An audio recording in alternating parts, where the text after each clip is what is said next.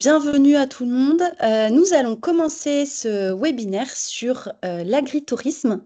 Merci à tous d'être présents et de participer à ce webinaire. Donc, Margot, si tu peux passer rapidement, là, je vous avais sous les yeux le programme. Donc, on va commencer par présenter le CNRA, qui est donc une. Je suis désolée, il faut que je fasse rentrer tout le monde en même temps. C'est pas très pratique. Le CNRA est donc une association qui fête ses 5 ans, association d'intérêt général, qui œuvre pour la résilience alimentaire des territoires. Nous avons 4 collèges, donc des producteurs bien évidemment, des entreprises, des acteurs du secteur public et des associations qui veulent œuvrer de façon très transversale à la résilience alimentaire des territoires avec 3 leviers forts.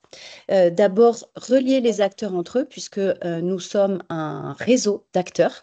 On a l'habitude de dire qu'on est un hub, c'est vraiment le lieu de la rencontre pour pouvoir permettre de fédérer tous ces acteurs qui veulent se mobiliser pour la résilience alimentaire et de repartir fort de tout ce que vous avez pu trouver au CNRA.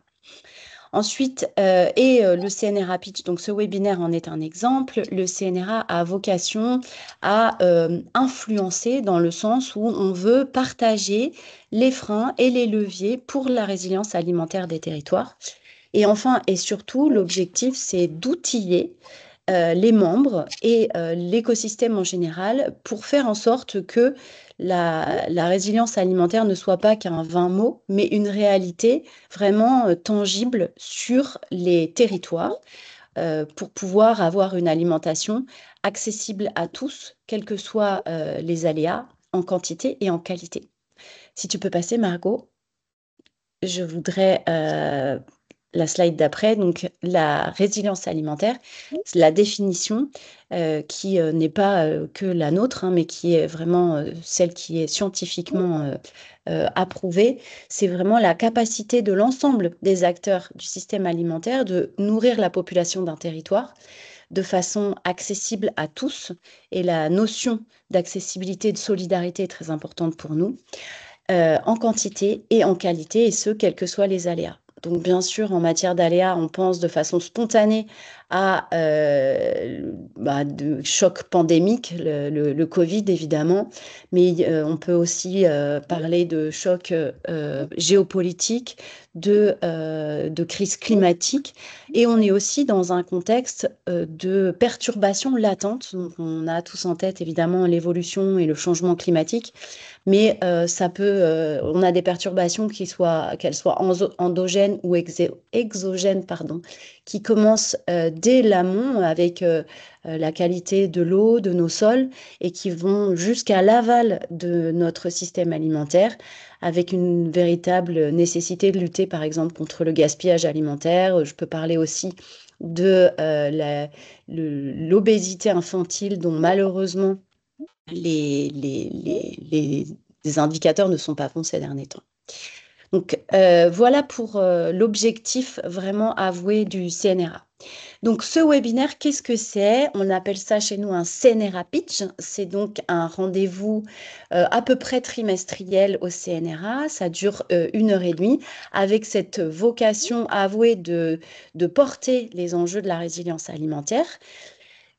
Donc, webinaire qui dure 1 heure et demie. Il est enregistré, comme je vous disais, pour permettre un replay derrière. Il se passe autour d'une thématique centrale. Aujourd'hui, ça va être l'agritourisme. Et derrière, on a entre 5 et 10 pitchs que vous allez pouvoir écouter, donc de 5 minutes. Et vous avez surtout la voix au chapitre. Donc, n'hésitez pas à prendre la parole pour interroger d'un côté nos experts sur le sujet et de l'autre les acteurs, les porteurs de solutions concrètes.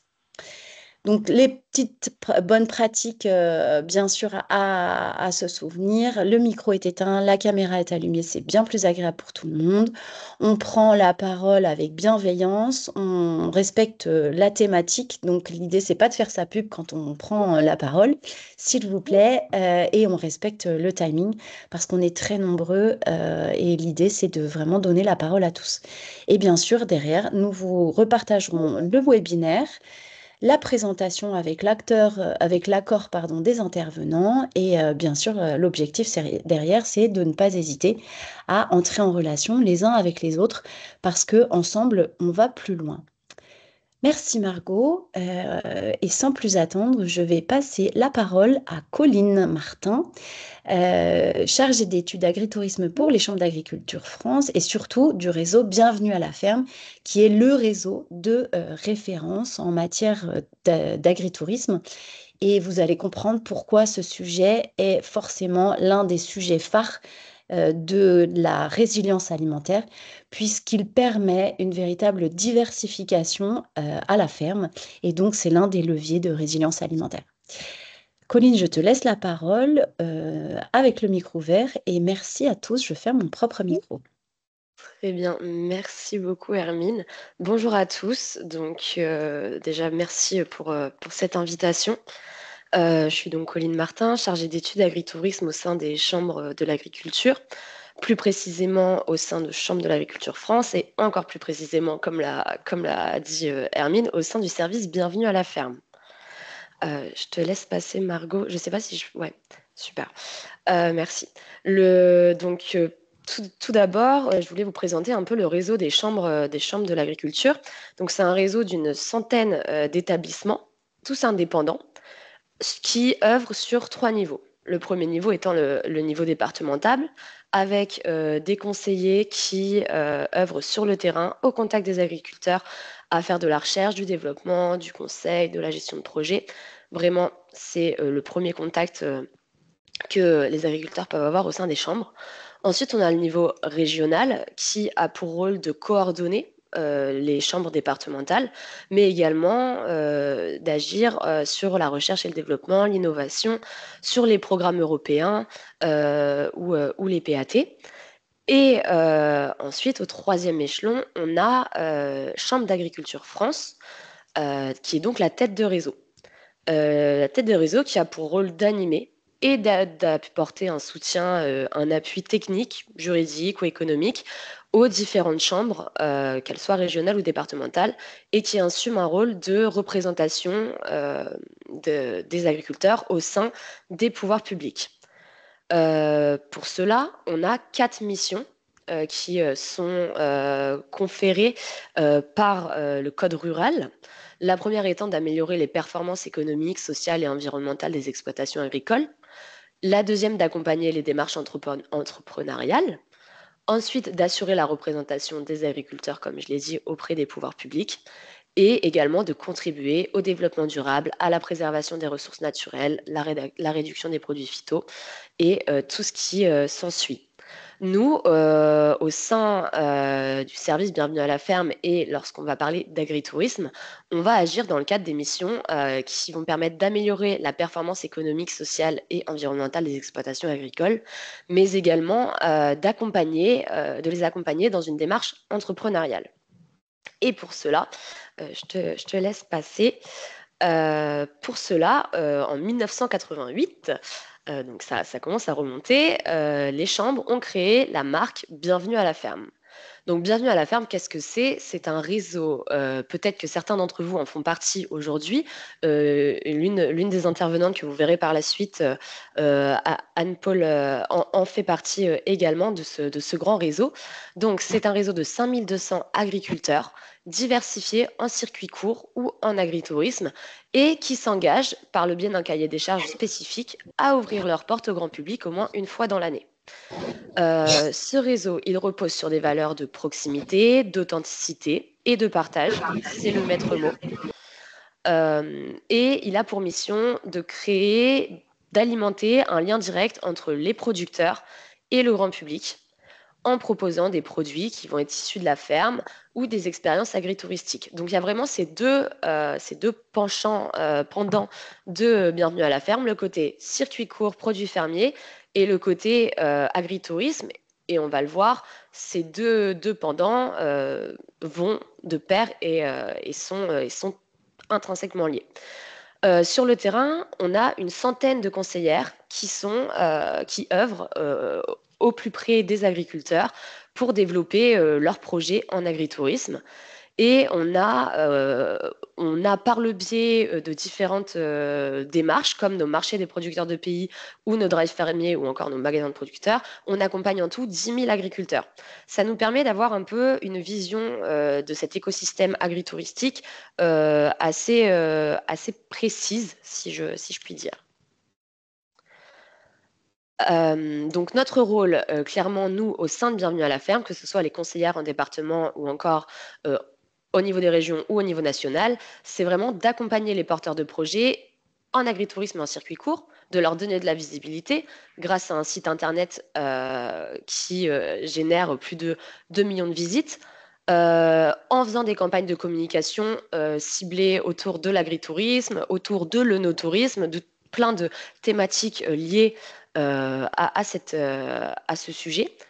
Et c'est également de créer des débouchés commerciaux et en tant que réseau, de favoriser des échanges entre pairs. Ensuite, je vous ai remis une petite carte. Donc, je vous le disais, on a 5200 adhérents au sein de notre réseau. Et parmi ces 5200 adhérents-là, on en a 1980 qui sont spécifiquement dans des activités d'agritourisme et d'agritourisme et de circuit court, mais qui proposent forcément une activité d'agritourisme. Par activité d'agritourisme, on entend une activité d'hébergement, de restauration, d'activités de loisirs ou de l'événementiel.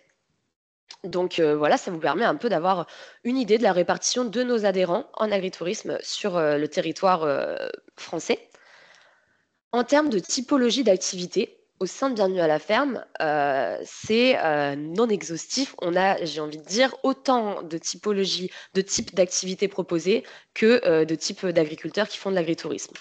On peut avoir aussi bien des fermes auberges que des gens qui vont faire du camping, de l'événementiel, des traiteurs, des chambres d'hôtes. Enfin, vraiment, vous pouvez le voir, c'est vraiment multiple le type d'activité qu'on peut avoir. Et donc, par la suite, je vous ai remis quelques chiffres sur justement, un peu plus concrètement, quelles sont les typologies d'activités qu'on peut avoir en fait quand on parle d'agritourisme. Donc, on va avoir, comme je vous le disais, la partie hébergement. Nous, au sein de notre réseau, la majorité des personnes qui font de l'hébergement font du meublé de tourisme. Ensuite, on a la partie loisirs et découvertes avec les fermes découvertes, donc le fait de faire venir des personnes sur sa ferme pour leur proposer une activité, pour leur proposer la visite de notre exploitation. La partie restauration, qui est un peu plus en retrait, et la partie événementielle. En tout, donc, ça fait donc plus de 1800 adhérents qui proposent sur tout le territoire français des activités agritouristiques. Donc par la suite, maintenant, on peut aborder les enjeux, parce qu'il y a des multiples enjeux par rapport à cette thématique. Et les enjeux sont à la fois pour les territoires et pour les agriculteurs. Donc les enjeux pour les territoires, ça va être vraiment un développement territorial en zone rurale. Le fait d'avoir des agriculteurs qui font venir des personnes, des visiteurs sur leur ferme en proposant des activités, des restaurateurs en proposant une offre touristique, ça contribue à animer la vie d'un territoire, d'une destination, et donc à créer un dynamisme en zone rurale. Ensuite, ça permet également sur des territoires où il peut y avoir des zones à forte affluence touristique de les désengorger. C'est un sujet dans le monde du tourisme, de comment faire pour fluidifier les flux touristiques, eh bien, grâce à l'agritourisme, c'est un levier pour pouvoir permettre d'offrir une nouvelle offre et ce qui participe également, tout est lié, à la création de nouveaux paradigmes en termes de voyage et de vacances et de répondre un peu à de nouvelles attentes des visiteurs, des touristes sur leur nouvelle manière de voyager. Et ensuite, les enjeux pour les agriculteurs vont être tout premièrement de se dégager un revenu supplémentaire. C'est vraiment une activité qui vient en complément de l'activité agricole et qui va permettre d'avoir ce complément de revenus non négligeable. Ensuite, ça permet également de lutter contre un isolement. Une des problématiques liées au monde agricole, c'est l'isolement des agriculteurs. Et donc, l'agritourisme, ça permet de faire venir des gens sur les exploitations, de favoriser un échange entre le producteur et le consommateur, et donc de lutter dans la mesure du possible contre ces isolements. Et au-delà de tout ça, l'agriculture, c'est un milieu qui a un fort patrimoine bâti et un savoir-faire. Et grâce à l'agritourisme, euh, on vient faire parler de ce patrimoine, on vient le montrer, on vient parler de son savoir-faire, de comment on fait, de notre quotidien. Et tout ça, ça contribue à valoriser au final un patrimoine bâti et un savoir-faire.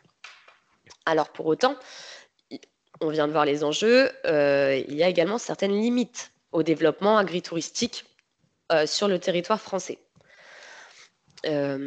Margot, je te laisse passer si possible. Alors.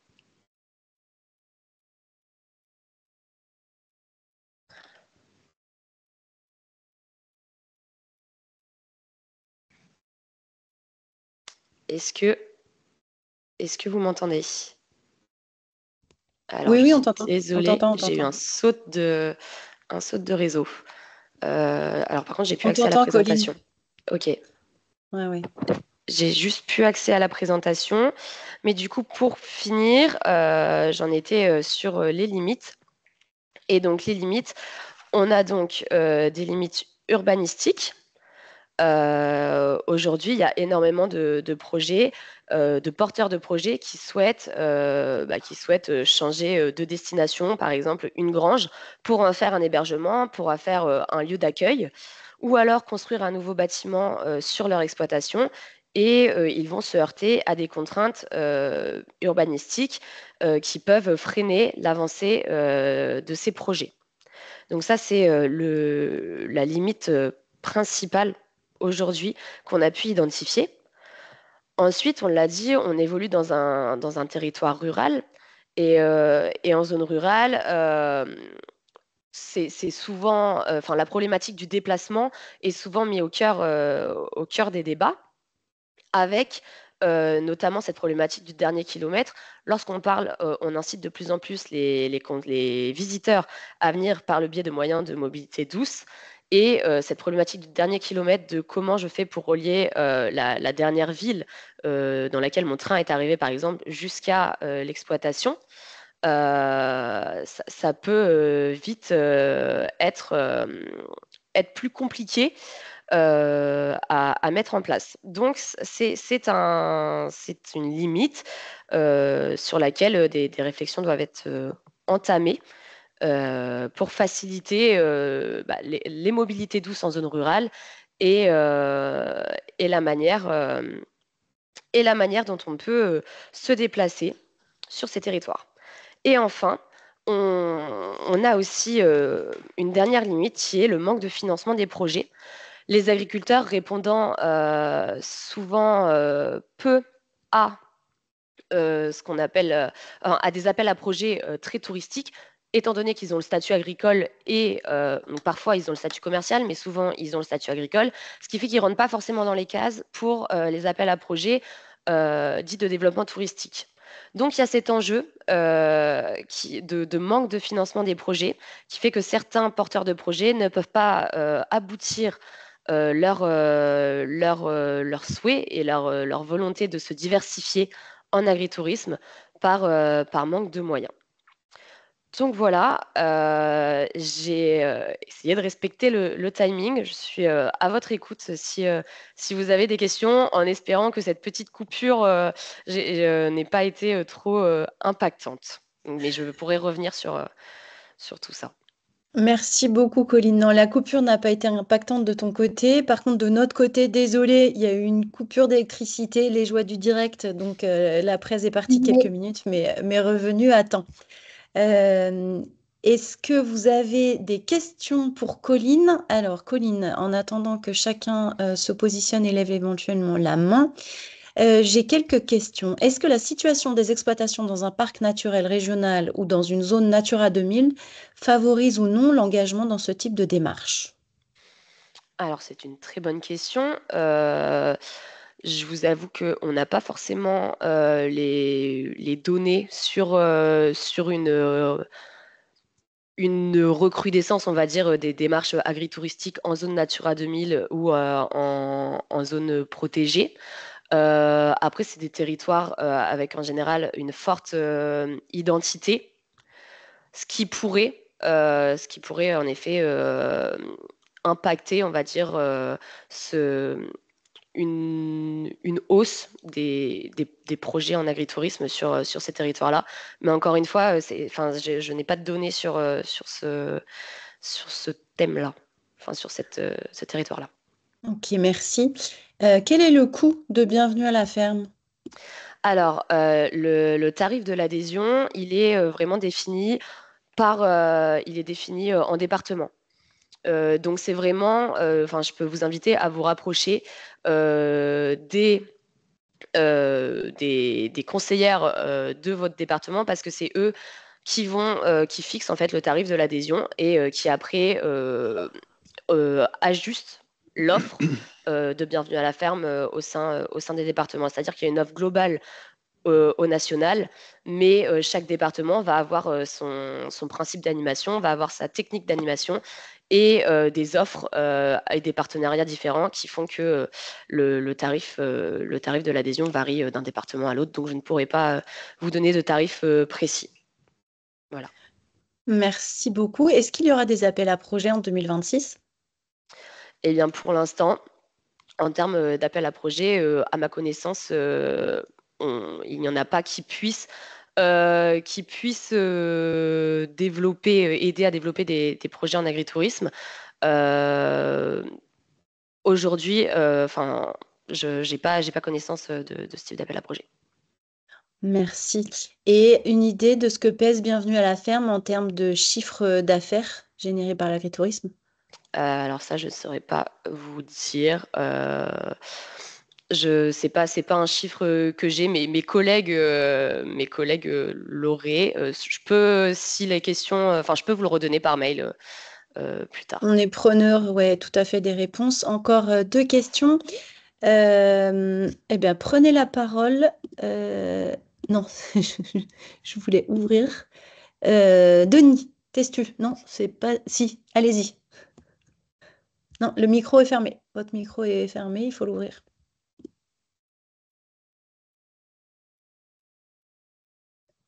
On ne vous entend pas. Ça, là, ça doit marcher. Oui, ça y est, c'est Ça bon. marche.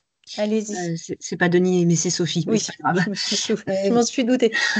Vous avez parlé de complément de revenus. Est-ce que vous avez une moyenne, par exemple, en termes de pourcentage de chiffre d'affaires? Est-ce que les activités d'agritourisme pour un agriculteur représentent 10%, 20%, 30% du chiffre d'affaires? Alors, Des j'aimerais, bonjour, merci beaucoup pour votre question. revenus. J'aimerais pouvoir justement vous donner des données très chiffrées. En fait, on se heurte très facilement enfin, au sein de notre réseau, à faire remonter justement des données chiffrées sur combien vraiment le fait de se lancer en agritourisme peut rapporter sur une exploitation. Parce qu'en fait, ça varie tellement d'un territoire à un autre, d'une exploitation à un autre, du type d'agritourisme, enfin, du projet en agritourisme aussi que vous voulez porter, que donner des chiffres de pourcentage sur un chiffre d'affaires global d'une exploitation, c'est assez complexe. Donc, on continue de travailler pour essayer d'avoir justement ces chiffres et permettre d'avoir une vision plus concrète et parlante, on va dire. Mais à ce jour, ça varie tellement d'une exploitation à une autre que c'est assez compliqué, sans faire vraiment un état des lieux du projet en lui-même, de chiffrer. Merci. Merci beaucoup à tous pour vos questions. Il en reste encore. On va y répondre a posteriori. On vous enverra les réponses aux questions qui n'auront pas reçu de réponse maintenant. Et je vais passer la parole maintenant à Margot de CoFarming. Est-ce que tu as pu retrouver l'électricité, Margot? C'est bien Bonjour. payer ses factures aussi, ça aide, hein. Écoute, je suis en partage de connexion, donc n'hésitez pas à me dire si ça bug et désolée pour le cafouillage. Pas de souci, ça marche très bien, vas-y. Donc Margot, je suis chef de projet à l'association CoFarming et je vais vous présenter rapidement en 5 minutes le nouveau projet qu'on lance avec le CNRA, qui est donc un parcours agritourisme et territoire. Rapidement, pour ceux qui ne connaissent pas l'association CoFarming, c'est une association d'entreprises engagée dans le développement de solutions durables pour les agriculteurs. Donc, on a une trentaine d'adhérents qui sont des entreprises et on fédère une quarantaine de partenaires à l'année sur le territoire. Notre force, c'est qu'on essaye le plus possible d'être sur le terrain en portant 3 à 4 événements en propre en région à l'année sur des thématiques différentes pour promouvoir les solutions des adhérents et pouvoir créer des synergies locales et régionales. Donc ça, c'est ce qu'on fait au quotidien. On est 2 à plein temps et on a donc monté un partenariat avec le CNRA il y a quelques mois, notamment sur des adhésions croisées. Ce qui m'amène à vous parler de ce nouveau parcours. Les objectifs du parcours ont été très bien repris par Colline. Les enjeux on a fait le même constat que celui de Bienvenue à la ferme, qu'on a fait d'ailleurs grâce aux études menées par Bienvenue à la ferme. L'idée de nos 2 collectifs, c'est de fédérer une voix forte afin de développer l'agritourisme en France. On a identifié que c'était un levier stratégique pour diversifier des sources de revenus, donc pallier à la précarité de certains revenus agricoles et assurer une meilleure pérennité des fermes. Mais c'est aussi un levier stratégique pour transmettre un savoir-faire agricole, pour valoriser nos terroirs et nos territoires, comme l'a bien expliqué Colline. Et les objectifs de ce parcours sont aussi de solutionner sans avoir la prétention de trouver des solutions miracles aux freins identifiés, mais c'est l'idée d'amorcer des pistes de réflexion solides en fédérant tout un écosystème d'entreprises expertes ou avec une forte appétence pour l'agritourisme. Quand je mets à porter des pistes de réflexion pour répondre aux freins identifiés, c'est les freins identifiés par la mission parlementaire qui a été lancée sur le même sujet en juillet dernier. Donc voilà, l'objectif, c'est de développer un parcours pour apporter des solutions et le faire en parallèle de cette mission parlementaire pour ne pas faire doublon. L'idée de ce nouveau format parcours, donc, c'est de faire rayonner nos adhérents, mais aussi tout un écosystème autour, et de le faire grâce à différents modules pour pouvoir mettre en place un format qui permet d'allier l'expertise, l'événementiel, les témoignages et l'immersion, donc sur les fermes directement. Donc, une partie digitale grâce à des webinaires, une partie physique avec des conférences sur les salons agricoles, parce qu'avec le co-farming, on fait également beaucoup de déplacements en région sur les salons. Donc, l'idée, c'est d'adresser cette thématique. On sera notamment sur le CITEVI fin novembre prochain, qui est un salon à Montpellier, dédié surtout au secteur viticole. Donc, on fera un focus sur l'œnologie. 2 jours de visite, donc immersion à la ferme, on va prévoir un temps d'échange avec des agriculteurs. J'ai mis 20 participants maximum pour ces visites, mais on pourra faire plusieurs groupes s'il y a un engouement fou. Et un événement de clôture de ce parcours, un événement en région avec une restitution du livrable qu'on est en train de construire avec le CNRA. Voilà, donc c'est un voyage complet sur 12 mois au cœur d'une thématique qui est l'agritourisme, grâce à des formats digitaux comme des webinaires et physiques comme des visites de ferme. Pour y participer, c'est assez simple, il faut être un acteur de l'agritourisme ou avoir une forte appétence pour le secteur, avoir un petit peu de temps à y consacrer, parce que ça demande voilà, quelques heures de votre temps pour les webinaires, mais aussi potentiellement quelques déplacements pour les conférences et les visites. Et il y a une petite contribution financière pour participer au parcours. Pour tous ceux que ça intéresse, j'ai mis un petit QR code là qui lie vers une page de présentation où il y a beaucoup plus d'infos. Donc, vous y trouverez un lien d'inscription qui n'engage en rien sur un paiement et un engagement direct dans le parcours, mais ça nous permet de vous recontacter et de voir comment on peut vous impliquer au mieux. La roadmap des événements, les conditions de participation que je viens d'évoquer et les différents axes de travail évoqués, notamment en lien avec la mission parlementaire. Voilà, donc je vous laisse scanner ce petit QR code et me dire maintenant si vous avez des questions. Merci beaucoup, Margot. Je propose qu'on attende l'intervention de Anthony Brosse pour les questions qui pourraient être liées aux deux d'un coup. Donc, Anthony, si vous avez pu vous connecter, est-ce que je peux vous passer la parole? Oui, merci Hermine. Merci Bonjour beaucoup. à toutes et à tous. Vous m'entendez bien? Oui, c'est parfait. On vous entend, vous voit. Oui, Allez-y. parce que, voilà, j'ai pas eu de coupure d'électricité, mais j'ai eu des petits soucis techniques, informatiques, et donc je suis avec mon téléphone. Voilà, donc je tiens d'abord à vous remercier pour cette invitation, pour vous présenter la mission parlementaire sur laquelle j'ai été récemment nommé, conjointement avec ma collègue sénatrice de Haute-Savoie, Sylviane Noël. Alors, avant de vous parler de la mission en elle-même, je pense que c'est bien de faire un point sur mon parcours très rapidement pour voilà, pour voir ce qui a conduit à accepter ce travail. Bon, j'ai commencé ma carrière en collectivité territoriale en tant que technicien assainissement et je suis ensuite devenu élu local, donc premier adjoint de ma commune. J'ai été président de l'office de tourisme et j'ai ensuite donc repris mes études pour devenir directeur d'établissement dans le médico-social. J'ai été élu député récemment en 2022, réélu en 2024 et je suis membre de la commission du développement durable et de l'aménagement du territoire. Et donc, j'ai notamment travaillé sur l'adaptation de nos forêts au changement climatique, sur la relance du nucléaire civil, mais aussi l'accélération des énergies renouvelables, ou encore plusieurs mesures en faveur de nos agriculteurs, qui, du coup, me permet voilà, de me rapprocher du thème d'aujourd'hui. Donc, en lien avec ce travail parlementaire, j'ai notamment rencontré Coralie Tricard, qui, je crois, est connectée, faire une intervention tout à l'heure, de la société Cocolodge, qui m'avait alerté sur les difficultés de développement, notamment des tiny houses et de l'agritourisme dans notre pays. Et donc, j'ai creusé ce sujet avec les différents ministères. J'ai été amené à poser une question de manière informelle. Et donc, ça collait avec l'actualité du ministère du Tourisme qui souhaitait effectivement intégrer une mission parlementaire que je vais maintenant pouvoir vous présenter en quelques mots. Donc cette mission, elle va consister à faire un état des lieux pour identifier les freins et les leviers pour assurer le développement de l'agritourisme sur un spectre très large. Bon, cela a déjà été évoqué dans des précédentes interventions, mais l'agritourisme révèle de différentes pratiques. Et pourtant, malgré la profusion de ces possibilités pour nos concitoyens de se rapprocher de la nature, et plus particulièrement du tourisme à la ferme, il n'est pas toujours évident de trouver des lieux d'hébergement et de ce qui se cache derrière.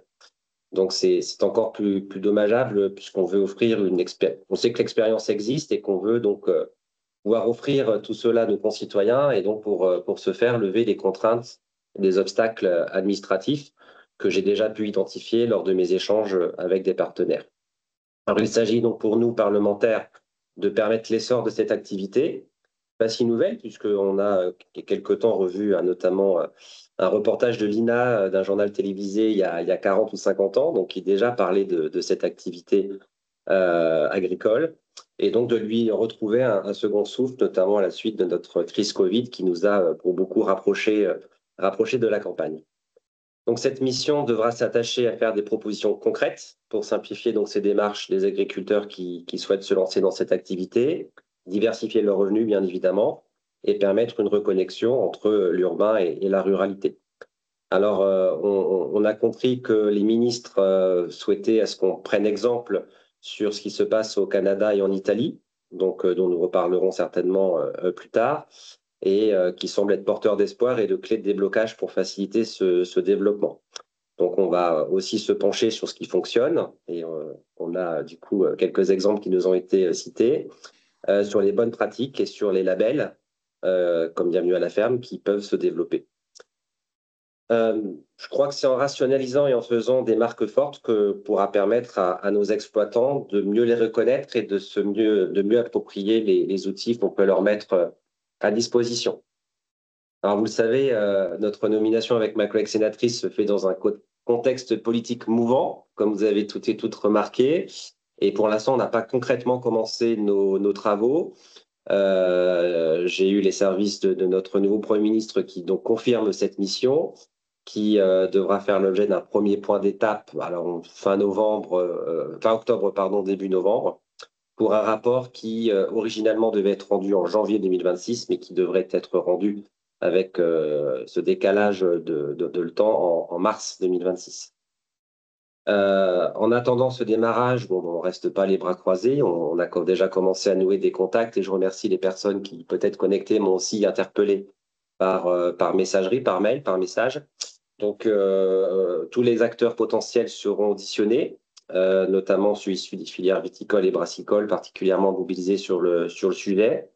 On va également évoquer les pistes urbanistiques qui seront bien entendu à explorer, puis toutes les contraintes, notamment en lien avec les logements des travailleurs saisonniers, puisqu'on nous a déjà aussi posé cette question de rivalité avec le logement saisonnier dans un certain nombre d'activités agricoles.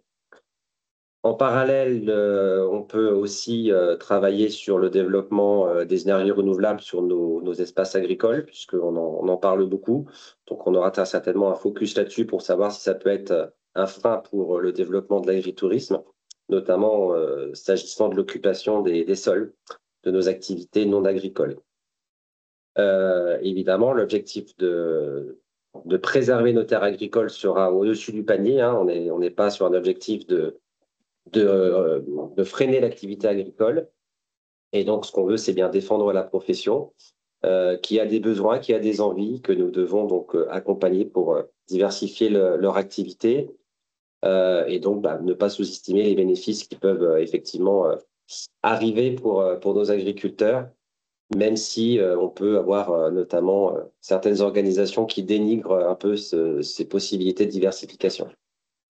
Bien avoir à l'esprit que la saisonnalité ce type de tourisme sera lié à la saisonnalité des cultures. Donc ça, c'est important aussi de le dire. Et donc, ça doit permettre à nos agriculteurs de mieux répartir leurs efforts sans contraindre leur activité principale. Et donc, c'est tout un panel de critères que nous allons devoir analyser afin d'envisager des mesures qui seront prises après, soit via les ministères concernés ou, si besoin, par des propositions de loi des parlementaires, que ce soit ma collègue sénatrice ou moi-même. Donc, vous l'avez compris, on a hâte de commencer. Je remercie d'ailleurs les membres de mon équipe qui sont connectés, qui vont travailler avec moi sur ce sujet. Et puis, évidemment, je suis à votre disposition pour qu'on puisse travailler ensemble et arriver à quelque chose de soutenable pour nos agriculteurs et qu'on puisse effectivement les aider dans ces démarches. Merci beaucoup. Je pense que c'était très clair. Effectivement, vous l'avez compris, nous aussi, de notre côté, Co-Farming plus CNRA, on s'associe, on unit nos réseaux pour porter une voix commune et des solutions partagées. Et l'objectif de travailler en synergie avec cette mission parlementaire par votre voix, c'est précisément de créer les conditions au maximum qui vont permettre de faire reconnaître, évoluer et donner sa juste place à l'agritourisme en France. Est-ce qu'on fera aussi bien qu'en Italie? Peut-être pas tout de suite, mais en tout cas, c'est l'intention. Donc, merci beaucoup pour cette présentation. Alors, je ne sais pas si on va pas trop parler tout de suite de ce qui se passe en Italie, au Canada ou des modalités qui sont prévues en matière de transport rural. Une petite question. Quels obstacles administratifs avez-vous identifiés, Anthony Brosse, s'il vous plaît? Alors, c'est plutôt là, je prends ma casquette d'ancien élu, notamment à l'urbanisme dans la commune et en charge du plan local d'urbanisme. C'est vrai qu'on a des contraintes et on se pose des contraintes, nous, élus locaux, souvent d'ailleurs aussi poussés par des normes, des règlements administratifs assez lourds. Et donc, malheureusement, quand un agriculteur arrive et vient déposer son dossier, ça rentre pas dans le moule. Le trait dépasse des règles en matière d'urbanisme. Et donc, pour des choses qui sont a priori anodines et qui sont assez agaçantes et énervantes du point de vue du porteur du projet, ce qui s'entend, il faut que nous, on puisse assouplir ces règles et qu'on puisse assouplir nos documents d'urbanisme pour éviter effectivement à ce que lorsqu'on a un projet, qu'on puisse effectivement voilà, travailler avec l'agriculteur et les partenaires pour avancer. Donc ça, c'est vraiment un vrai sujet d'urbanisme qui devra être mis en place. Et peut-être les règles existent, mais aussi l'interprétation des textes qui fait que vous avez des services instructeurs qui sont maintenant souvent communautaires, qui interprètent différemment les textes. Et donc, on a des secteurs où ça se passe mieux que d'autres. Et là aussi, je pense que le législateur devra peut-être donner des précisions sur les textes ou au contraire, peut-être ne pas non plus trop se bloquer et laisser une liberté, notamment aux maires qui souhaiteraient accompagner les agriculteurs dans ces projets. Merci beaucoup. L'idée est vraiment de pouvoir retenir toutes vos contributions, à tous ceux qui souhaitent en tout cas apporter leur retour d'expérience, leurs propositions. J'en note différentes dans les échanges de la conversation. Et de pouvoir après, au travers du parcours qu'on est en train de mettre en place, apporter un maximum d'efficience et de synergie avec la mission parlementaire pour éviter d'avoir des milliers de sollicitations, mais on saura pousser le bon intermédiaire au bon moment grâce à ce travail commun. Donc, merci beaucoup, Anthony. Je vais passer la parole à Mathieu. Si on peut passer la slide suivante. L'objectif maintenant, c'est d'avoir, il y en a 7 exactement, présentations de solutions d'acteurs qui œuvrent de façon très concrète sur leur exploitation ou qui apportent des solutions précises pour vous montrer ce qui peut se faire. Alors, c'est bien sûr un très petit panel de tout ce qui existe, mais c'est en tout cas la preuve par l'exemple que ça peut fonctionner. Mathieu, je te passe la parole pour 5 minutes et au bout de 2 minutes, je te ferai un petit signe. Merci beaucoup. Super. Donc bonjour à tous, merci tout d'abord de me recevoir. Donc moi je suis fils d'agriculteur de par du côté maternel et paternel. Donc j'ai toujours baigné dans ça depuis plusieurs générations. Donc notre slogan c'est 6 générations une passion. On essaye de se transmettre l'exploitation de génération en génération. Cependant l'exploitation a beaucoup évolué on va dire ces 10 dernières années parce qu'il a fallu vachement diversifier. Donc j'ai pu voir moi les fluctuations des cours depuis mes grands-parents ou mes arrière-grands-parents, et puis mon père aussi a eu des responsabilités président de cave à la Chambre d'agriculture. Donc les cours du vin ont vachement fluctué. Donc moi, l'idée, je suis parti 10 ans en Provence, je travaillais pour un domaine qui s'appelle l'Aïs-Tropez. Donc l'Aïs-Tropez, ils avaient créé un cocktail à base de vin, moins alcoolisé, plus sur le fruit, plus sur la fraîcheur. Et j'ai pu voir ces tendances-là de consommation, que les gens buvaient moins de vin, des vins un peu moins forts depuis 10 ans. Donc quand je suis rentré, moi, dans l'exploitation familiale, en 2017, j'ai dit à mon père, il faut absolument qu'on arrive à diversifier donc les revenus. On a fait un peu de privatif, on a loué des espaces et rapidement, on a commencé à faire des petites soirées. Donc, on a attaqué très petit, des soirées à 80 personnes, où il y avait uniquement la famille qui bossait, mes parents, mes soeurs, mes cousins.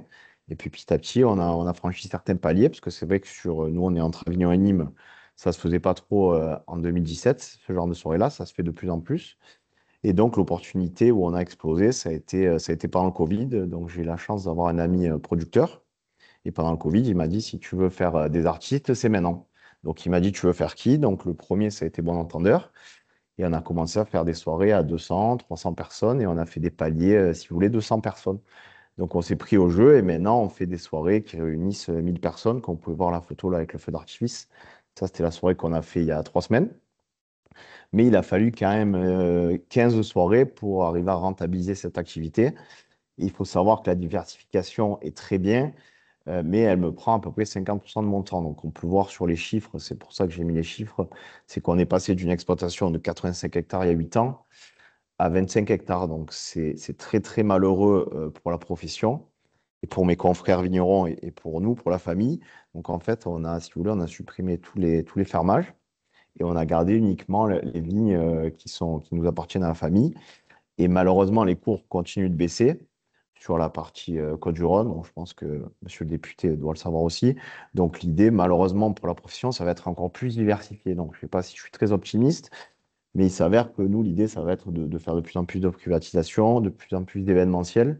Donc, pour les soirées, il faut que ça reste assez, s'il vous plaît, assez rare, parce que sinon, ça va un peu s'épuiser. Mais par contre, on fait de plus en plus de locations de salles. On a repris aussi une carte d'agent de Champagne, qui représente maintenant pratiquement 20. C'est assez cohérent aussi avec notre activité événementielle. Donc, je pense que la diversification demande de la cohérence. Donc, moi, je suis parti sur les soirées parce que j'ai travaillé donc, sur le domaine 8 ans à Saint-Tropez. J'adorais sortir, j'adorais ce monde-là. J'ai beaucoup d'amis qui ont des restaurants qui sont aussi force de conseils et de propositions. C'est Deux des mondes minutes. aussi. Pardon. Ok. C'est des mondes aussi que je fréquente. Donc, je pense que la diversification doit être vraiment très cohérente. Donc, moi, pour la peine, je ne suis pas du tout dans les vignes. C'est vraiment mon père et Mathéo qui y sont. Donc, j'ai aussi le temps de diversifier ces activités. Mais voilà, vraiment, là, pour moi, le maître mot va être la cohérence et le temps que l'on va passer sur ces activités et être vraiment entouré de gens qui sont meilleurs que nous. Donc, moi, j'ai des producteurs, on est à peu près 50 à travailler par soirée. Donc, ça ne se fait pas comme ça, c'est très long. Et puis, quelle que soit la diversification, je pense qu'il faut être résilient et savoir aussi perdre de l'argent. Donc, nous, on a su en perdre pendant 15 soirées. Et maintenant, l'avantage, c'est que les soirées sont rentables parce qu'on fait sur 2 jours et surtout qu'on attire des artistes comme Céron, Ziavner, Philippe Cortif. Et là, on a fait cette Temo Siman aussi, qui derrière sont un vecteur de communication pour la marque qui s'appelle Maison Rivier. Aujourd'hui, on a 15 000 followers. Je pense que malheureusement, il y en a peut-être 12 000 qui sont via l'événementiel et 3 000 pour le vin. Et la difficulté que j'ai et que je ne suis pas arrivé encore à trouver la solution, c'est vraiment de transformer ces gens qui viennent en soirée en acheteurs. Et là, pour l'instant, j'arrive pas du tout à convertir ces 4-5 000 personnes qui viennent chaque année faire la fête chez moi à acheter du vin au domaine. Donc voilà, donc c'est ça, c'est toute la difficulté que j'ai envie de résoudre avec mon équipe. Parce qu'on est une belle équipe, on est 5 à bosser à l'année au domaine, donc j'ai des gens très compétents. C'est vraiment d'arriver à convertir ces gens qui viennent aux soirées en acheteurs. Donc on a essayé des codes promo, on a essayé des codes promo sur les billets. Voilà, j'y crois beaucoup, je vais y arriver. Mais c'est vraiment cette transformation de gens qui viennent faire la fête en acheteurs de la marque. Alors, je pense que maintenant, les gens achètent plus une marque qu'un vin. Donc, on essaye de trouver d'autres solutions. On va y arriver, mais voilà, pour l'instant, c'est surtout ce problème-là. Mais moi, j'ai beaucoup diversifié et on est ravis, malheureusement, pour la profession, je le répète, mais bien heureusement pour nous, parce qu'aujourd'hui, l'événementiel et le champagne pèsent plus de la moitié de mon chiffre d'affaires. Le vin pèse 45% à peu près, et je pense que même dans les années à venir, le vin pèsera plus qu'un tiers et même peut-être qu'on va encore réduire un peu l'exploitation pour vraiment pouvoir vendre ce qu'on sait valoriser. Parce qu'actuellement, on vend une partie de notre production et le reste est vendu à vrac. Donc l'idée, c'est vraiment d'arriver devant tout pour être rentable parce que là, la partie exploitation, malheureusement, n'est pas rentable. Tu passes les 5 minutes? Merci. Ouais, ça fait 5 minutes, mais avant Ok, de merci. passer, merci beaucoup Mathieu. Avec On plaisir. va la trouver avec vous, la solution. Je suis sûre qu'autour de la table, il y a des idées qui vont fuser. Avant Merci. de passer à Clément, avez-vous des questions pour Mathieu et son événementiel de dingue? Question dans le chat, pourquoi ne pas diversifier sur d'autres cultures? On a essayé, on a fait de l'asperge, on a fait du kiwi, on a fait de la cerise. Donc, quand j'étais petit, j'ai bossé dans un peu toutes ces cultures-là. Donc, mon père n'a pas eu de chance parce qu'il a été souvent grêlé ou il a eu du gel sur la diversification de cultures. Donc là, pendant le Covid, on a planté beaucoup d'oliviers. Mon grand-père avait un moulin, mon arrière-grand-père, pardon. Donc, on est revenu aussi à la valoriser. Avant, c'était vraiment que pour la consommation familiale, mais ça reste dérisoire, quoi. Sur les 800 000 de chiffres, l'olive va peser 5-10 000 euros. Et en 2017, on était un peu les seuls. Maintenant, tous les vignerons, malheureusement, cherchent des solutions. Et toutes les vignes qu'ils arrachent, il y en a beaucoup qui plantent des oliviers. Donc, il y a beaucoup d'huile d'olive aussi sur notre marché à nous, parce que tous les vignerons, vu que la vigne ne rapporte plus, plantent des oliviers. Voilà, mais on a essayé, on a aussi un projet d'amende qu'on a étudié qui n'était pas rentable, mais on cherche d'autres solutions que l'événementiel, évidemment. Merci beaucoup, Mathieu. On va passer à Clément, s'il vous plaît. Je sais qu'il y a plein de questions, on posera les questions derrière, mais je voudrais vraiment qu'on donne la parole à tout le monde et qu'on essaye de pas trop déborder. Merci beaucoup. Clément, Bonjour. Du coup, je me présente. Moi, c'est Clément Singier. Je suis associé avec mon frère Pierre depuis maintenant 4 ans et demi. Donc, moi, je suis cuisinier de formation et mon frère est ingénieur agronome. Et du coup, on a créé tous les deux la SCA Frères Côte, la ferme des Frères Côte. Donc, du coup, c'est parti d'une idée d'associer nos deux passions, la cuisine pour moi et le maraîchage pour mon frère. Et du coup, en fait, on a créé des événements. Donc, c'est parti un petit peu d'une erreur de la part de Pierre, qui avait planté beaucoup trop de courges il y a quelques années.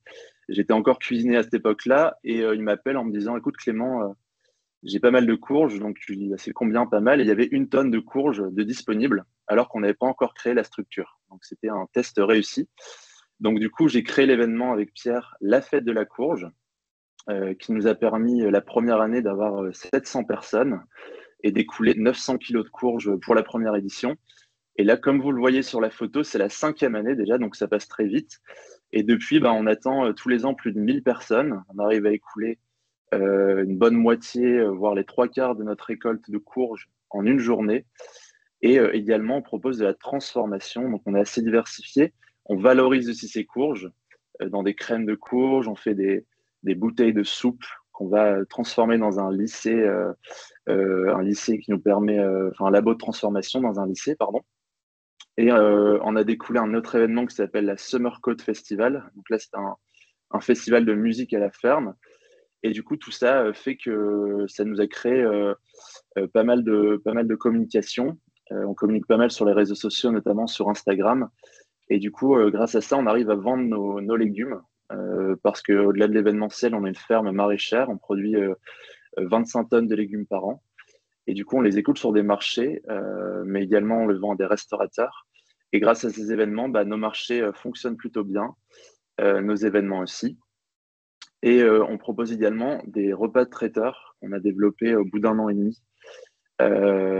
J'ai pas dit pardon, on est dans le nord de la France, pardon, à Saint-Guermain-l'Emploi, près de Lille. Donc on est plutôt bien placé. On est vraiment une ferme périurbaine.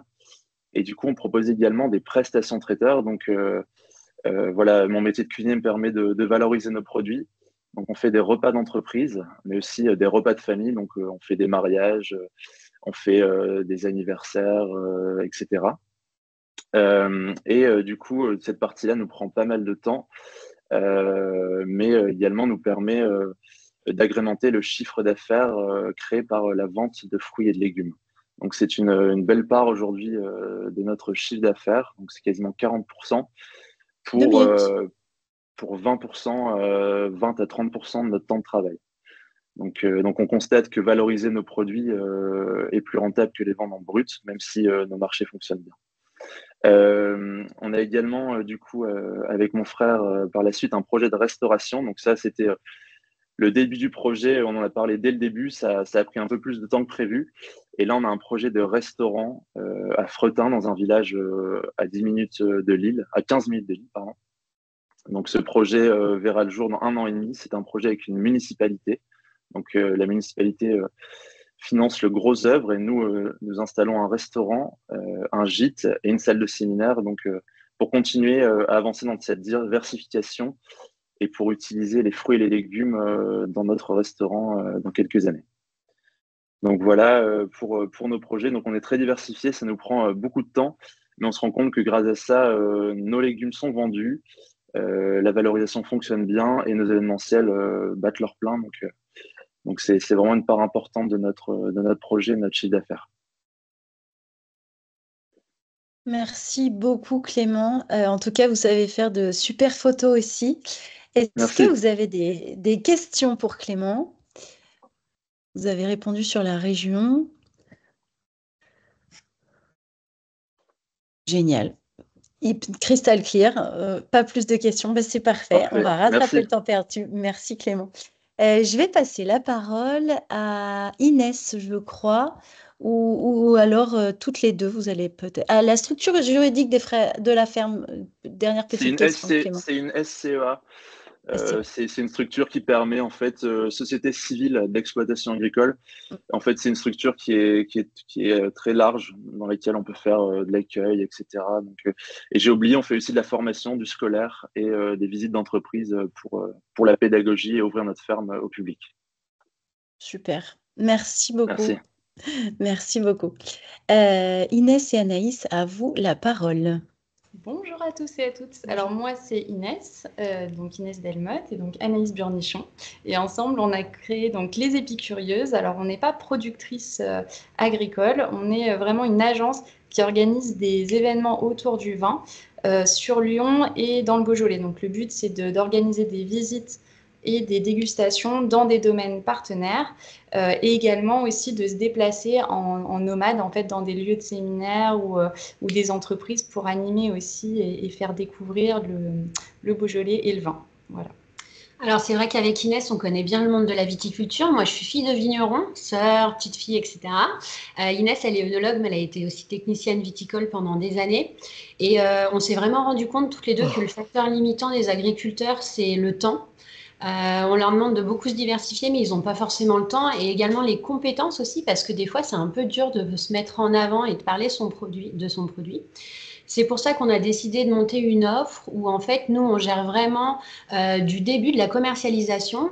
On anime également les ateliers et on va même jusqu'à la vente du produit. Donc, ça permet vraiment d'avoir un partenariat gagnant-gagnant et aussi de libérer du temps aux vignerons et de pouvoir faire des visites à des moments qui sont généralement un petit peu difficiles pour eux parce que, par exemple, pour les vendanges, il y a beaucoup de clients qui veulent venir faire des ateliers, mais eux, c'est vraiment le pic de leur activité. Et comme nous, on gère tout de A à Z, et ben, en fait, il n'y a pas ce problème. On peut ouvrir les portes déchets à ce moment-là. Voilà, alors il y a aussi tout l'aspect communication qu'on offre aussi dans ce partenariat qu'on a avec les vignerons, qui est un partenariat payant. Donc on leur fait des contenus de communication, on anime des réseaux sociaux, on leur crée voilà, des vidéos, des stories. Et puis il y a aussi tout l'aspect visuel quand nous on arrive sur les domaines. Là vous voyez sur la photo, en fait nous on arrive avec tout notre matériel et ça joue aussi sur l'expérience que les gens vont vivre en termes esthétiques et puis aussi de cohérence visuelle. Et donc, le vigneron n'a pas du tout à se charger de préparer le lieu à l'accueil de visiteurs. Voilà, donc ça permet aussi un petit peu de diversifier leur clientèle, puisque nous, on fait des ateliers en très petits groupes. On crée un univers visuel et on fait des ateliers assez haut de gamme. Donc, c'est aussi pour ça qu'on a sélectionné nos vignerons. L'idée, voilà, c'est d'amener aussi une population peut-être un peu plus urbaine, plus jeunes. Et puis, on essaye aussi de proposer des offres avec du tourisme d'affaires et on amène aussi une clientèle internationale puisqu'on est toutes les deux bilingues. Oui, donc effectivement, c'est aussi le but de faire venir des gens qui ont du pouvoir d'achat sur les domaines parce qu'il y a beaucoup, parfois, on passe du temps en fait à faire déguster à des gens qui n'ont pas forcément l'argent pour acheter du vin. Donc là, le but, c'est que les ateliers sont positionnés haut de gamme. Et on voit que là, pour l'instant, on a à peu près 50 € de panier moyen par participant. Donc, c'est plutôt intéressant pour les vignerons. Bon, là, c'est la première année qu'on a lancé notre structure, donc c'est encore en développement. Mais on voit qu'il y a plutôt des retours assez positifs sur... parce qu'en fait, justement, de créer un moment, en fait, justement, on crée un souvenir. Et c'est ça qui va déclencher l'acte d'achat dans ces populations qui ne sont pas forcément amatrices de vin ou consommateurs ou consommatrices réguliers de vin. Voilà. Et on a même justement, par exemple, une offre sans alcool qui, en fait, ça permet dans un groupe, s'il y a quelqu'un qui ne boit pas de vin, d'avoir aussi une expérience et de profiter aussi du savoir-faire vigneron et de la découverte du monde du vin. Et ça, c'est justement typiquement, ça peut être des déclencheurs d'achat un peu plus innovants, plus insolites. Voilà. Voilà, plein de questions. Merci. Merci beaucoup, Mathieu. Je ne sais pas si c'est un début de solution, mais en tout cas, ça vous resserre tête porte. Une première question dans le chat. Quelles contraintes avez-vous rencontrées pour l'accueil des classes de scolaires, des investissements particuliers? La question Nous, a on ne fait pas d'accueil de scolaire. Ouais. C'est peut-être pour la question d'avant, peut-être pour le... Ah, oui, c'est ça. C'est ce que j'étais en train de me dire. Le pourcentage de chiffre d'affaires accepté par l'administration fiscale pour la part réservée à l'agritourisme dans les chiffres d'affaires d'une SCEA, c'est toujours pas pour vous. Non. Alors, ok, autant pour moi. Question aux épicurieuses. On y arrive. Voilà, 50 € par participant. Le coût pour l'exploitant, c'est un coût annuel. C'est 500 €. C'est le temps que nous, on va déguster sa gamme, on va aller sur le domaine, on va faire des photos, du contenu et on va, voilà. En fait, voilà, aussi dans le partenariat, ce qui est important de dire, c'est que nous, on a seulement 8 domaines partenaires. L'idée, c'est de vraiment représenter le domaine comme si on en faisait partie.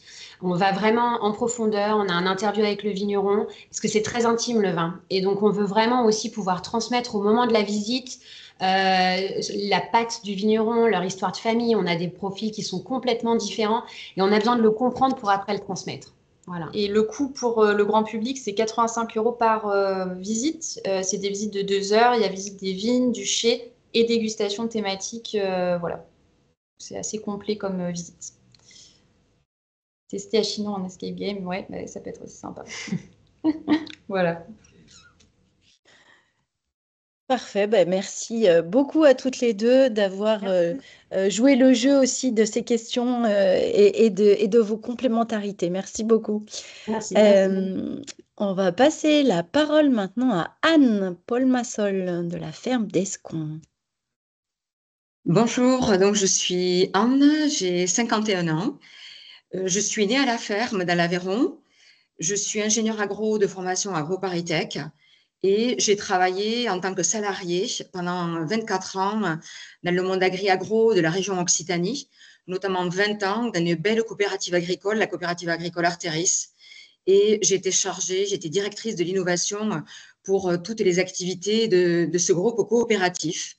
Et j'ai eu un déclic donc au moment du Covid. Donc, je me suis installée agricultrice. Donc, hors cadre familial, hein, c'est mon frère qui a repris l'exploitation familiale. Donc, je suis installée hors cadre familial. J'ai tout créé donc, sur une petite surface, 8 hectares de surface agricole. Donc, un verger à champignons bio, éco-pâturé par un troupeau de brebis. Donc, c'est une production agroforestière totalement inédite et innovante. Et pour pouvoir quitter mon emploi salarié et me consacrer à 100% donc à mon activité entrepreneuriale, donc les revenus de la ferme ne suffisant pas, j'ai décidé donc de faire de l'accueil à la ferme. J'ai la chance d'avoir un beau bâti de caractère et donc la partie qui n'était pas encore rénovée, donc j'ai décidé d'en faire donc de l'hébergement haut de gamme. Donc avec toutes les contraintes qui s'imposent donc sur ce bâti de caractère et le clocher de l'église du village qui est classé. Donc architecte des bâtiments de France, donc une rénovation qui a été un petit peu compliquée et en plus un changement de destination puisque ce bâti était avant que je le rénove, avant que nous le rénovions avec mon mari, donc était une ferme, un bâtiment agricole. Donc, à côté de cette production agricole innovante, donc j'ai mis en place donc des chambres d'hôtes et tables d'hôtes. La table d'hôtes, c'est le repas du soir pour ceux qui dorment au domaine. Donc, la ferme auberge, donc là, c'est les clients viennent uniquement pour le repas sur place au domaine. Récemment, j'ai mis en place, ça date, c'est nouveau de ce printemps, donc un jeu de piste donc avec application smartphone, donc totalement immersif pour des petits groupes d'entreprises, donc dans le cadre donc de séminaires cohésion d'équipe autour de 20-25 personnes. Et j'ai commencé à tester l'année dernière. Je vais développer donc la cueillette guidée de champignons. Donc là, je me lance dans le mycotourisme, donc le tourisme autour du champignon. Donc les cueillettes guidées de champignons donc à la ferme. Donc, j'ai souhaité m'inscrire dans une démarche où mes activités donc sont agréées pour garantir un certain niveau de qualité à mes clients. Donc, je suis dans le réseau Bienvenue à la ferme et avec le double agrément pour l'hébergement et pour la restauration et pour la ferme auberge. Je suis également dans le réseau Gîtes de France et donc j'ai l'agrément pour les chambres d'hôtes avec le niveau 4 épis. Et avec Gîtes de France, j'ai obtenu récemment 2 agréments tourisme durable, tourisme responsable, donc éco-gestes et biodiversité. J'ai été aidée pour mettre en place les investissements liés à cet accueil à la ferme, donc par le conseil en subvention, par le conseil régional Occitanie et en subvention également par le fonds tourisme durable de l'ADEME. J'accueille également donc des stagiaires sur ma ferme. Voilà, ça me permet une meilleure organisation de mon travail, notamment pendant l'été où la haute saison, où c'est qu'il y a beaucoup de monde là sur le domaine. Voilà. Et ensuite, j'ai des salariés, pas à plein temps, mais j'ai des salariés donc sur la partie de l'accueil à la ferme, donc le ménage des chambres d'hôtes et le service. Et c'est moi qui cuisine.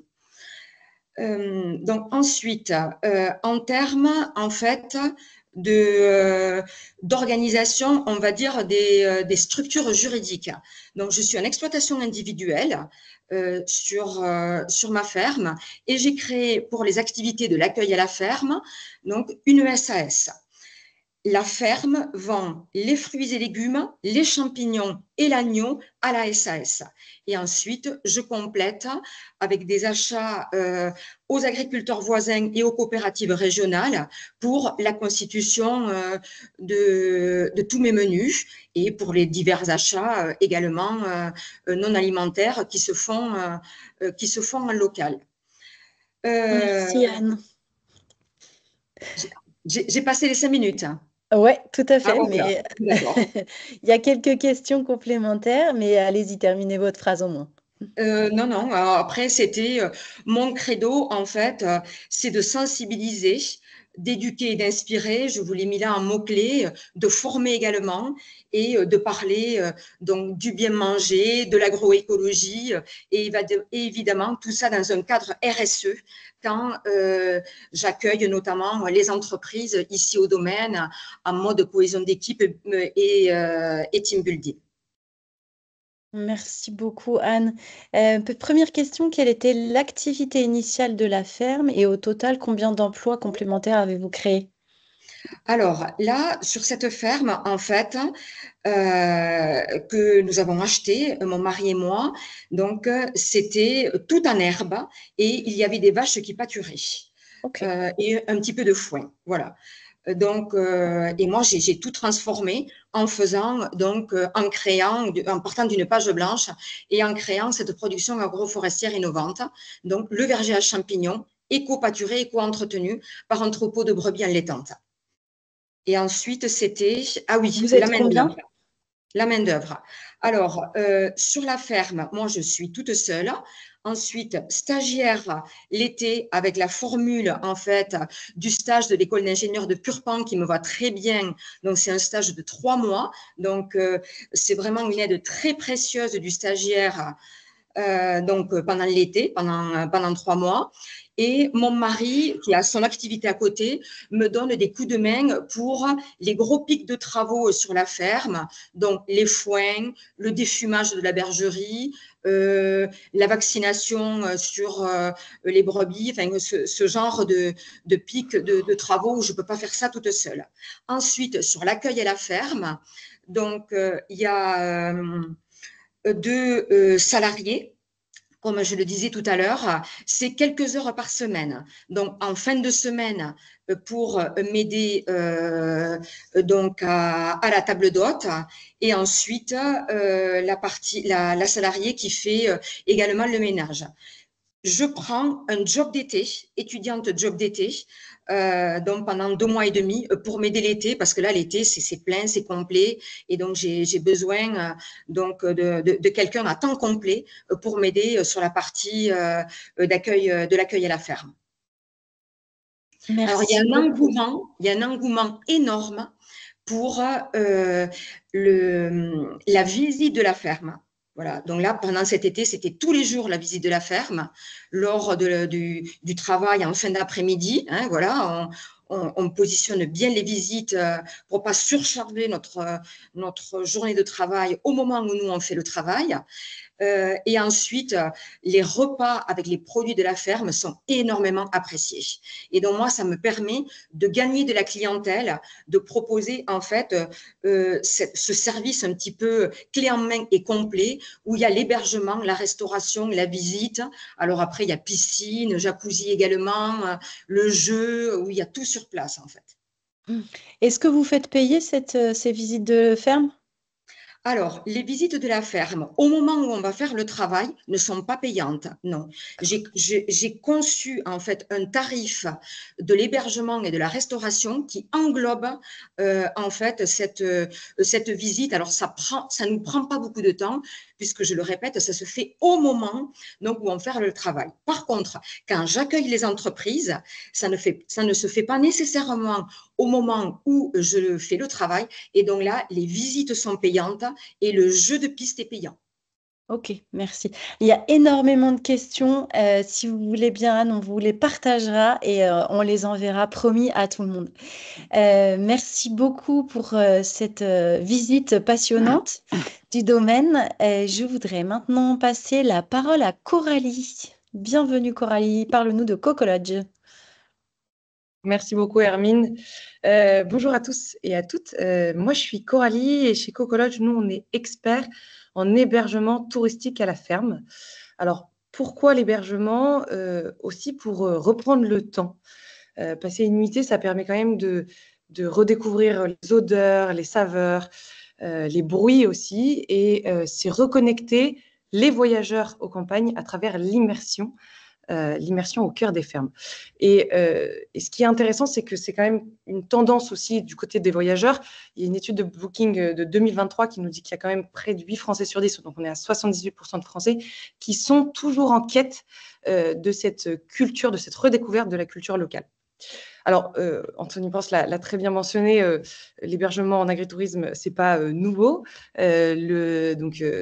Colline également, Bienvenue à la ferme existe depuis longtemps. Il y a le réseau Gîtes de France qui existe quand même depuis les années 1950, il me semble, c'est 1955, la création. Donc, on voit qu'il y a toujours ce désir très profond de relier tourisme et ruralité. Mais on remarque aussi que les tendances, les attentes ont évolué. Et c'est d'ailleurs l'exemple de mes prédécesseurs pitchers qu'on peut voir. Et c'est pourquoi nous, aujourd'hui, on s'est vraiment spécialisé en hébergement insolite. Alors, l'hébergement insolite, c'est un marché qui est en pleine expansion. L'Observatoire de l'insolite a montré une croissance de plus de 65% par an depuis 2021. Donc, ça montre aussi encore cette tendance de dire les voyageurs ont cette envie et cette quête d'expérience. Et l'agriculture va toujours aller ramener quand même, je trouve, à cette expérience fondamentale. Et Anne, tu l'as très bien mentionné, c'est quand même cette redécouverte du vivant. Et c'est ça qui est très important. Très important. Mais c'est pas simple et on l'a abordé précédemment. On fait face quand même à des contraintes, à des freins réglementaires, au temps nécessaire aussi pour chaque projet et aussi un manque aussi d'expérience, d'expertise touristique. On ne s'invente pas du jour au lendemain hôte, communicant, gestionnaire d'expérience client et aussi les agriculteurs et agricultrices ont beaucoup de choses à faire. Et donc, c'est là où Cocolodge va intervenir et on va être le partenaire expert sur les hébergements touristiques à la ferme. Donc, on est vraiment au service des agriculteurs et des agricultrices. Et donc, on accompagne le porteur de projet de l'idée jusqu'à l'accueil des voyageurs. Et donc, ça se passe en 3 grandes étapes. La première, c'est qu'on a une phase d'étude. Donc, on va regarder la faisabilité du projet. On va regarder la création de l'offre touristique et aussi l'analyse financière. On travaille aujourd'hui sur des business plans qui sont optimisés, mais qui sont réalistes. Et je vais vous prendre un exemple très concret. On a un agriculteur qu'on accompagne, notamment dans l'Aisne, et il est en train de rénover son gîte, il a envie d'installer des tiny houses. Nous, on va travailler sur la totalité du projet pour regarder c'est quoi la rentabilité globale. Donc ça, c'est vraiment l'aspect important. La deuxième étape, c'est toute la phase d'installation du projet, où là, nous, on travaille en lien avec nos fabricants partenaires et donc on va vraiment jusqu'au bout, jusque dans le détail de l'hébergement insolite. Et enfin, la dernière partie, c'est la partie de la stratégie de la commercialisation et de la communication de l'offre. Donc, très concrètement, on apporte des actions de marketing digital B2C, donc direction voyageur, pour aller optimiser les taux d'occupation. Et donc, on se base sur, bien évidemment, des réseaux comme le réseau de Bienvenue à la ferme, dont Colline mentionnait. Et je vais vous prendre un autre exemple. On a un agriculteur aujourd'hui qui est dans l'Oise, pour lequel on a installé une tiny house de 2 à 3 personnes. Et là, on a dépassé en juillet, on a fait 80% de taux de remplissage et au mois d'août, on a fait 70%. Donc, nous, notre objectif, c'est vraiment de se dire, c'est une nouvelle activité qui arrive, c'est une activité qui est pérenne, c'est une activité qui est rentable, et on libère du temps à l'agriculteur pour faire ce qu'il aime et lui laisser du temps pour créer du lien, pour partager, pour transmettre aussi son savoir-faire. Voilà. Et nous, l'équipe Coco Lodge, donc on est une équipe, on travaille sur toute la France, jusqu'en Corse et même en Belgique aussi récemment. On est une équipe passionnée, on est une équipe engagée, parce que je pense aussi qu'à chaque fois qu'on fait des visites de fermes d'exploitation, on vit cette immersion à la ferme, et donc on a envie de transmettre aussi ce que notre mission qu'on s'est donnée, c'est aussi de faire que l'hébergement en agritourisme, ça ne devienne pas juste une exception, mais que ça devienne une évidence pour tous les voyageurs. Voilà. Merci beaucoup, Coralie. Il y a des questions. Est-ce que tu pourrais expliquer un peu les différences dans l'accompagnement entre ce que vous proposez et Bienvenue à la ferme? Alors, nous, on est vraiment en complémentarité. Bienvenue à la ferme, c'est le plus grand réseau, et avec Colline, on en avait échangé, mais donc c'est le plus grand réseau aujourd'hui existant. Nous, on va aller créer vraiment le business plan, s'accompagner et être dans la durée tout le temps avec le voyageur, dans la continuité. Donc, on est au cœur du projet avec l'agriculteur, mais on s'appuie, et je prends un autre exemple, on a Delphine, donc, qui a une chèvrerie fromagerie dans le Poitou. Nous, la première chose qu'on lui a dit, c'est tu te mets sur les réseaux existants, on a fait venir Bienvenue à la ferme, on a pris les contacts, etc. Donc, on est vraiment sur quelque chose de se dire, on s'appuie sur des réseaux existants avec Bienvenue à la ferme. Merci, Coralie. Est-ce que Coco Lodge prend des marges sur les nuitées ou seulement les accompagnements? Alors, on a plusieurs modèles. Pareil, l'idée, c'est aussi de s'adapter parce qu'on travaille avec beaucoup d'agriculteurs et d'agricultrices différents selon leur taille d'exploitation et leur structure. Aujourd'hui, on a de l'accompagnement donc en prestation de services au démarrage sur cette partie d'études et d'installation. Et sur la partie de commercialisation, on adapte, soit on va travailler en prestation de services, soit alors on va travailler en pourcentage des nuitées, selon le besoin et l'implication nécessaire aussi pour l'agriculteur ou l'agricultrice. Merci, Coralie. Une dernière petite question super rapide. Est-ce que tu as déjà installé des tiny houses soumis sur un foncier soumis à la loi littorale? Non, mais on est en cours pour 2026, mais pas encore. Donc, je pense que Merci beaucoup, Coralie. Cette loi-là, ouais. Merci beaucoup. Et je vais maintenant passer la parole à Thierry dans les bottes. Thierry, à toi le dance floor pour 5 minutes. Ah, est-ce que Thierry est là? Non. Et ben là. Et ben c'est pas grave. Vanessa, est-ce que tu peux prendre la parole si Thierry n'est pas là? On va intervertir. Pas de souci. Merci beaucoup. Alors, bonjour à tous. Donc, moi, je suis Vanessa Rioux. J'accompagne la cave et les vignerons de Tavel et Lirac, qui est une coopérative de 90 adhérentes et adhérents à Tavel dans le Gard et qui vinifie majoritairement les crus Tavel et Lirac. La cave est certifiée vigneron engagé, donc ce qui est un label RSE. Et à ce titre, il y avait une volonté de gagner en visibilité sur le territoire et de sensibiliser également aux enjeux de la biodiversité pour faire découvrir la viticulture et notre structure aux touristes, mais également aux clients, aux familles et aux riverains, avec parfois aussi des problématiques de défiance des riverains vis-à-vis même de l'activité viticole au sein de la commune. Donc, d'où la naissance du projet de lancement dans Sentier. Donc, au départ du site de Tavel, il y avait un conservatoire de cépages donc, qui représente les 9 cépages de l'appellation devant l'espace de vente et dégustation.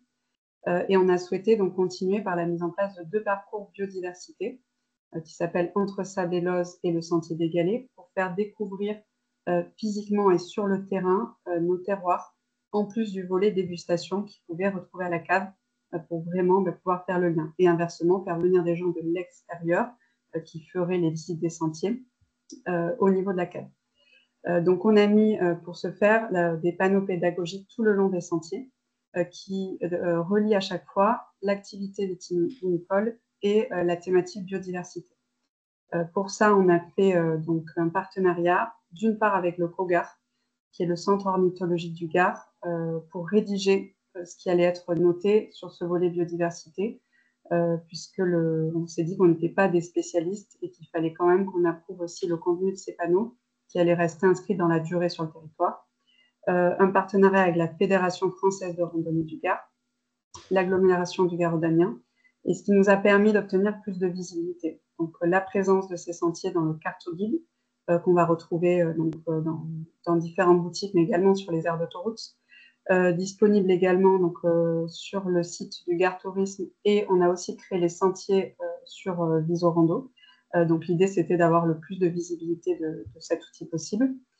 Il faut noter qu'il y avait aussi donc pourquoi on a créé un partenariat avec la Fédération française, parce que quand on est parti tout seul, on s'est vite rendu compte que créer un sentier sur le papier, ça peut paraître simple, mais il y a aussi, si on n'est pas spécialiste, une réglementation, des conventions foncières à vérifier avec les propriétaires, les conventions de passage, voilà, différents éléments, notamment de sécurité, d'entretien régulier du sentier. Et c'est vrai que la Fédération française de randonnée, pour ça, a vocation à entretenir aussi, après, une fois que c'est créé, il faut penser à comment est-ce que la suite se fait. 2 minutes. Il y a la mise en place. Okay. En parallèle, donc, on a formé aussi un groupe de viticulteurs, un groupe pilote avec la Chambre d'agriculture pour aider à faire continuer les actions et créer des bonnes pratiques adaptées à ce projet. Donc, en résumé, donc, ça nous a permis d'avoir un outil pour divers événements. Donc, on parle plutôt de slow tourisme. Donc, on peut l'utiliser pour faire des randonnées de terroir. On l'a aussi utilisé dans le cadre d'une balade solidaire avec la Fondation des Communs. On l'a également intégré à la vie locale, donc avec le centre aéré, par exemple, de la commune. On a créé des jeux de pistes. Ils nous ont permis aussi de créer des nichoirs, des maisons insectes, etc. Et de faire des animations pendant les vendanges. Et c'est aussi un jeu utilisable par les familles. Donc, on a créé un circuit de géocaching qui est disponible directement sur l'application, qui permet aussi de revenir en cave pour trouver les caches. Donc, avec toujours aussi quand même l'attractivité de revenir pour gagner en visibilité et en clients futurs. Et en conseil, donc l'importance quand même de bien s'entourer, de mettre en place des partenariats. Donc, ça paraît certes plus long, puisqu'on a attaqué en 2019 et on a fini le projet en 2022, mais ça permet de s'inscrire dans la durée. Et pour tout ce qui est visuel, on a pris une graphiste afin que les dessins s'intègrent aussi dans la charte paysagère le long du sentier. Voilà. J'ai fini mon timing. N'hésitez pas si vous avez des questions. Parfait. Merci beaucoup, Vanessa. Est-ce que vous avez des questions pour Vanessa? C'était effectivement très clair. Complémentaire aussi de ce que proposait Anne juste avant. Bon, si vous n'avez pas de questions, c'est parfait. Merci beaucoup. Vous pouvez toujours les inscrire dans le chat et on y répondra derrière si une vous sortez plus tard. Non, une question avant de passer, Vanessa. Le sentier a-t-il nécessité des travaux d'aménagement et le nombre de kilomètres des parcours? 2 questions. Oui. Alors, oui, des travaux d'aménagement qu'on a fait avec les vignerons. On a aussi planté des arbres et des haies le long. Donc, il y a eu des petits aménagements et à chaque fois, il fallait demander aussi l'autorisation des propriétaires pour les parcelles qui n'étaient pas nos viticulteurs dans la cave.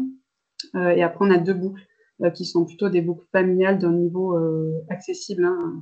Voilà, l'ensemble des familles, donc qui fait 4 et l'autre doit faire 5 ou 6 km. Donc, si on fait les 2, voilà, on peut s'occuper pour une petite journée sur un niveau classique. Très bien. Merci beaucoup, Vanessa. Thierry, maintenant que tu es revenu parmi nous, nous te passons la parole. Merci. Désolé, mon doigt glissait un peu trop loin. J'ai fermé l'onglet. Des choses qui arrivent. Voilà, donc Thierry Baillet, je suis agriculteur dans le nord de la France et je vais raconter un peu l'histoire du début de cette aventure. Voilà, j'ai commencé à communiquer sur les réseaux. J'étais le premier agri-youtubeur à expliquer mon métier face caméra parce que mon garçon a été harcelé parce qu'il était fils d'agriculteur. Et j'ai voulu expliquer, moi, d'une autre façon, la réalité du métier. Et de fil en aiguille, j'ai écrit un livre, on est sorti avec le co-farming pour aller faire un tour de France en tracteur.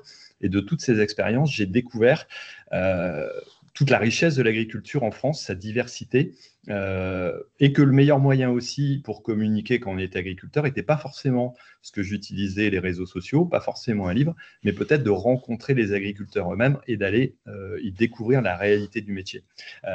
Et c'est comme ça qu'on a créé donc, dans les bottes l'appli qui vous invite au cœur des fermes pour proposer à tous les agriculteurs de proposer des visites au sein de leur exploitation, que ce soit une ferme qui l'organise une fois par an à l'occasion des Journées nationales de l'agriculture, qu'ils fassent de façon plus régulière, et donc de proposer de vivre une immersion complètement, voilà, des choses authentiques auprès des agriculteurs pour pouvoir, j'allais dire, avoir un contact direct. Alors, par extension, on nous a demandé de pouvoir y introduire tout ce qui était activité, les ventes de produits, la restauration, l'hébergement, et donc d'ouvrir un petit peu cette opportunité. Et l'idée, c'est vraiment d'offrir un peu une alternative aux grandes structures qui proposent par une application, parce que désormais, vous pouvez scanner QR code et vous allez tomber sur l'application dans les bottes. On est donc en mode application et en 3 clics de pouvoir trouver à côté de chez soi ou là où on va dans un lieu de vacances, une ferme qui va vous ouvrir leurs portes pour une visite, pour faire la traite des vaches, pour pouvoir manger chez eux éventuellement, de trouver un logement et donc d'avoir une voie diversifiée, j'allais dire, de communication, mais uniquement réservée au monde agricole, aux fermes et au monde rural. Donc, de proposer aux citadins d'avoir une expérience un petit peu différente, mais avec les moyens quelque part modernes que moi j'utilise régulièrement ou qu'on utilise régulièrement pour pouvoir réserver et de faciliter ce contact. Alors, l'application pour l'agriculteur va permettre de s'inscrire, c'est gratuit. Il va pouvoir inscrire son exploitation, il va pouvoir aussi inscrire les différentes offres qu'il a. Si c'est une expérience à la ferme, ça peut être la traite des vaches, la transformation du fromage et le repas à la suite. Ça peut être aussi uniquement le logement, ça peut être uniquement la visite, ça peut être tout simplement aussi des paniers ou la vente à la ferme. Il va pouvoir s'inscrire et proposer cette possibilité. Donc, c'est gratuit à la base. Nous, après, sur les visites, on va prendre une commission, comme le font les plateformes de ce type-là. Ce sera notre modèle économique. Et donc, de pouvoir diversifier. Alors, on a aussi un système de cartographie, comme on le voit sur le slide, qui va permettre de voir à tel endroit si à côté de chez soi on a quelque chose, mais on a un système de recherche aussi. Si vous cherchez absolument à aller traire des vaches avec vos enfants, vous pourrez le trouver. C'est tout à fait une possibilité qui existe. Voilà, donc c'est une forme de diversification et pour ça on a une petite équipe avec Lise qui devait faire la présentation mais qui est en passage d'oral, donc voilà, qui ne peut pas maintenant, et puis aussi une freelance qui nous fait le développement, et puis maintenant Mathieu qui est arrivé aussi avec nous pour nous aider sur le développement et l'évolution des prochaines features, j'allais dire, de Dans les bottes. Voilà. Merci beaucoup Thierry. Combien de téléchargements de l'application ? Alors, l'application est arrivée la semaine dernière sur les stores, donc je n'ai pas les chiffres. Par contre, on a, et c'est vraiment tout neuf, on ne l'a même pas encore communiqué dessus en réalité parce qu'on attend de vérifier le bon fonctionnement. Bon, là, ça a l'air d'aller, donc ça va être vraiment déclaré à partir de la semaine prochaine. Mais sur le site qui existe déjà depuis bientôt 1 an, maintenant, on a à peu près 400 fermes qui sont inscrites, qui présentent leurs différentes activités. Voilà, et on a plus d'expérience. Alors, par exemple, le domaine Nescon est inscrit. Anne s'est gentiment mis dessus, alors avec une présentation de photos, et puis tous les contacts. Soit ils proposent des créneaux, soit un lien direct. Et maintenant, avec l'application, il y aura tout simplement un contact direct qui va permettre d'avoir des communications en live et puis de gagner peut-être en fluidité quelque part sur ces activités-là. Donc, je ne sais pas si tu as déjà la réponse, mais il y a une question de savoir si tu recrutes facilement de nouveaux agriculteurs. Alors oui, on a des inscriptions qui sont, j'allais dire, quotidiennement, j'allais dire toutes les semaines, on rentre entre 10 et 20 fermes qui viennent, tout simplement pour s'inscrire avec les communications qu'on peut faire et puis tout le système de communication qu'on peut avoir. Donc ouais, ça rentre régulièrement et ce qui est plutôt positif, quoi. Je pense que tu vas avoir de nouvelles connexions et inscriptions aussi avec ce webinaire. Je n'en doute pas. Merci Florence pour le partage des infographies là, qui sont très intéressantes. Une autre question, quel accompagnement des exploitations dans le développement d'une offre d'expérience? Quelle garantie sur les bonnes conditions d'accueil des visiteurs? Alors, l'accompagnement des exploitations, c'est pas notre rôle, hein. Oui. J'allais dire, voilà, bienvenue à la ferme est tout à fait mieux armé que nous pour réaliser ce genre de réalisation. Par contre, pour les garanties de bonnes conditions d'accueil, ça va se faire avec le temps sur les votes des personnes qui auront participé par un système d'étoiles, par un système de notification, comme on l'a dans d'autres expériences, hein, sur la location de logement. Et donc, c'est ce système-là qui va nous permettre, parce que forcément, on est une équipe très légère, on ne peut pas aller visiter l'ensemble des fermes qui présentent des expériences. Donc, ça va se faire de par l'interne, comme ça se fait beaucoup maintenant sur les expériences qu'on peut avoir. Après, on a un regard au départ, à chaque inscription, avant de valider, on va vérifier aussi ce qui existe, éventuellement s'il y a eu des notifications négatives sur les réseaux sociaux par rapport aux fermes qui sont présentées, quoi. Merci beaucoup Thierry pour toutes ces informations. Quelques petites questions encore. Pourcentage de commission sur les visites vendues? Alors, les visites vendues, on commence à 2 €, voilà, pour une visite, quel que soit le tarif en dessous de 10 €. Ensuite, on est à 20% du tarif. Et puis ensuite, quand on augmente, quand on arrive à des visites ou des expériences qui sont vraiment très complètes, on est à l'ordre de 10% de commission, quoi. Donc, si vous arrivez à 100 €, vous êtes à 10 € de commission. Et si vous avez une petite visite, on prend 2 € au minimum, quoi. Super, merci beaucoup Thierry. Avant de nous séparer, je voulais juste vous présenter très rapidement, Margot, avec la dernière slide, le programme de nos prochains CNRA Pitch. Anaïs, est-ce que tu peux le présenter rapidement, s'il te plaît? Oui, bonjour à tous. Je vous ai mis sur cette slide un peu les événements à venir du CNRA. Donc, si vous voulez venir à notre compte, ce sera avec plaisir.